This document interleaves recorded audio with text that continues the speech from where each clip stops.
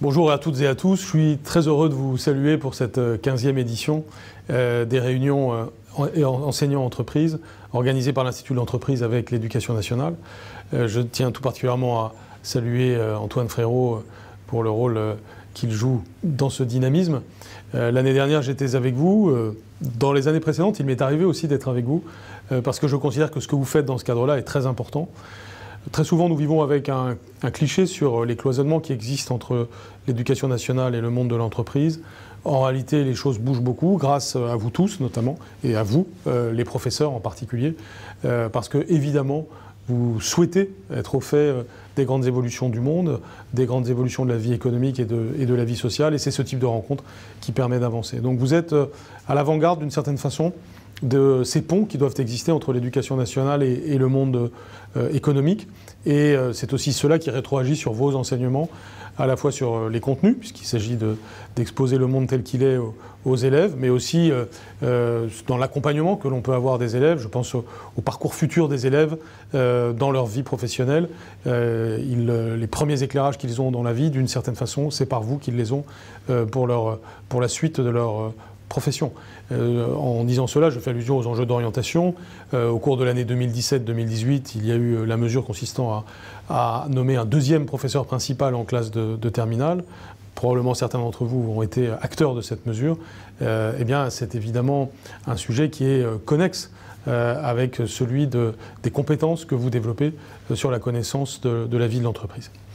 Le thème qui est celui de cette année, c'est-à-dire les entreprises dans la mondialisation, est évidemment un thème clé parce que c'est une des grandes réalités de notre temps. Nous sommes entrés d'une certaine façon dans une nouvelle étape de l'histoire du monde, caractérisée par la mondialisation et par la transformation des acteurs du fait de cette mondialisation, concomitant à une révolution technologique extrêmement importante, notamment la révolution numérique, qui se décompose en de multiples révolutions, autour desquelles il est difficile d'avoir une vision d'ensemble, tant la multiplicité de ces révolutions est grande, et tant leur complexité est grande.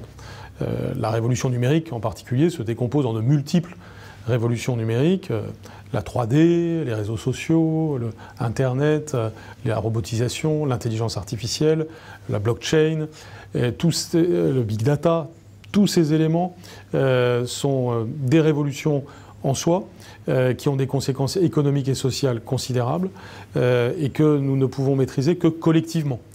C'est le sens de l'ensemble des politiques menées en ce moment même en matière d'éducation. Et récemment, j'ai eu à m'exprimer notamment sur les politiques éducatives numériques du ministère, dans le sens de la protection d'une part, protection des données par exemple, protection contre les mauvais usages d'Internet, mais aussi ambition pour que nous sachions enseigner le numérique et enseigner avec le numérique. L'éducation, donc, évidemment, est totalement concernée par le mouvement de mondialisation et elle l'est dans une manière à la fois comparable et différente de la façon dont les entreprises sont concernées par la mondialisation. Il est intéressant d'ailleurs de comparer les deux, à la fois pour le distinguer et pour faire justement cette relation. La connaissance de l'évolution managériale de l'entreprise à l'ère de la mondialisation, la connaissance des conséquences à la fois pour les employés, mais aussi pour la conception même de ce qu'est l'entreprise dans cette mondialisation, c'est évidemment un enjeu de réflexion pour plusieurs disciplines, et notamment pour les sciences économiques et sociales, et donc il est important d'avoir une réunion comme celle-ci. Je suis donc très heureux de constater une nouvelle fois le dynamisme de cette réunion qui a lieu fin août. J'aime à souligner que le fait que ça ait lieu fin août dit beaucoup sur votre sens de la mobilisation, sur votre passion pour les contenus tout simplement, pour votre volonté de sans arrêt vous former, sans arrêt évoluer. Vous avez choisi le métier de professeur parce que vous aimez le savoir, parce que vous aimez la transmission et parce que vous avez envie d'être de votre temps et de contribuer à ce que les élèves soient de notre temps. Merci donc à vous pour ce dynamisme et je vous souhaite évidemment une excellente rencontre et je vous dis à bientôt. J'aurais aimé être présent physiquement avec vous comme l'année dernière. Je serai à Mayotte au moment où vous m'écouterez et j'espère bien être avec vous l'année prochaine. Au revoir.